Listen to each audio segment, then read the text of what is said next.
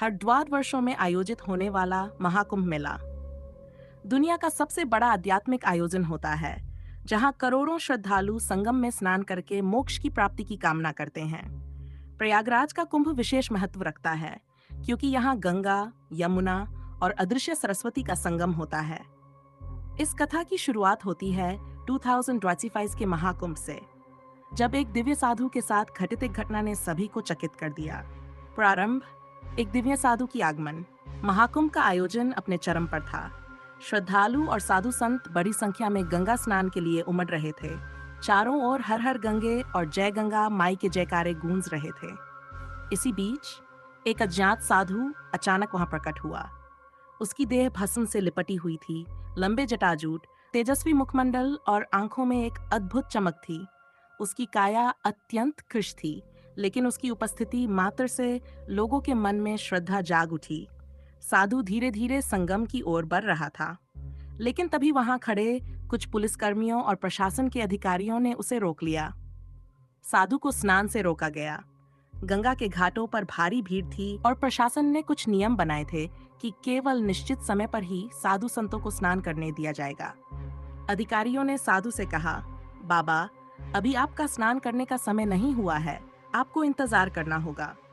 साधु ने शांत भाव से उत्तर दिया, गंगा माँ सबकी है, कोई समय या नियम मेरे लिए नहीं हो सकता। मैं सनातन का साधक हूँ और ये जल मेरी माँ है।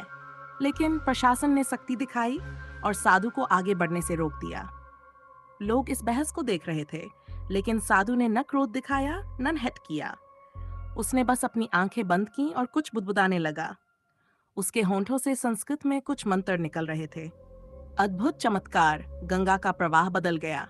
जैसे ही साधु ने अपने नेत्र बंद किए, एक अनोखी घटना घटी। गंगा का प्रवाह अचानक तेज हो गया। जल की लहरें बढ़ने लगीं और वहां खड़े लोग चकित होकर देखने लगे। कुछ ही क्षणों में गंगा का जल साधु के पास स्वयं प्रवाहित होने लगा। लोगों की आंखों में विस्मय था। एक वृद्ध श्रद्धालु चिल्लाया, अरे देखो, मां गंगा स्वयं इस संत के पास चली आई है। गंगा का जल बढ़ते बढ़ते साधु के चरणों तक आ गया। किसी ने यह दृश्य पहले कभी नहीं देखा था।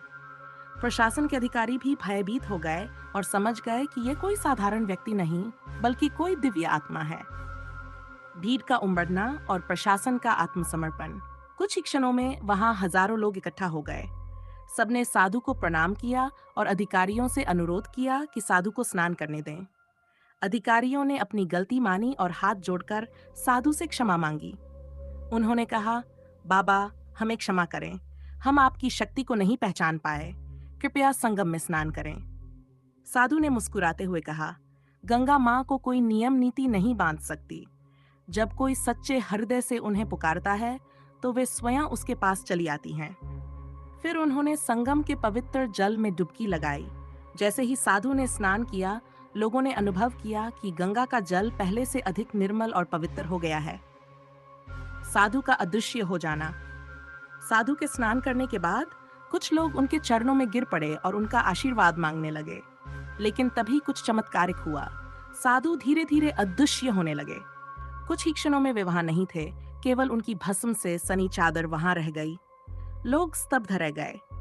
ये दृश्य देखकर सभी ने मान लिया कि वे कोई साधारण साधु नहीं, बल्कि स्वयं गंगा किसी दिव्य संरक्षक या महायोगी थे, जो केवल सनातन धर्म और भक्ति को स्थापित करने के लिए आए थे।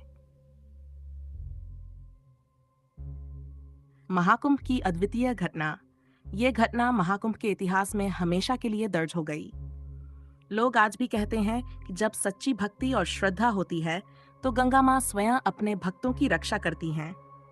उस दिन के बाद प्रशासन ने किसी भी संत या श्रद्धालु को गंगा स्नान से रोकने का साहस नहीं किया, क्योंकि वे जान गए थे कि गंगा किसी नियम से नहीं बनती, वे केवल भक्तों के प्रेम और विश्वास से बंधती हैं।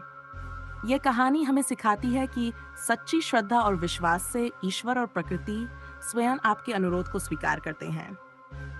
गंगा मात्र एक नदी नहीं, बल्कि माँ है, और माँ की कृपा उनके सच्चे भक्तों पर हमेशा बनी रहती है।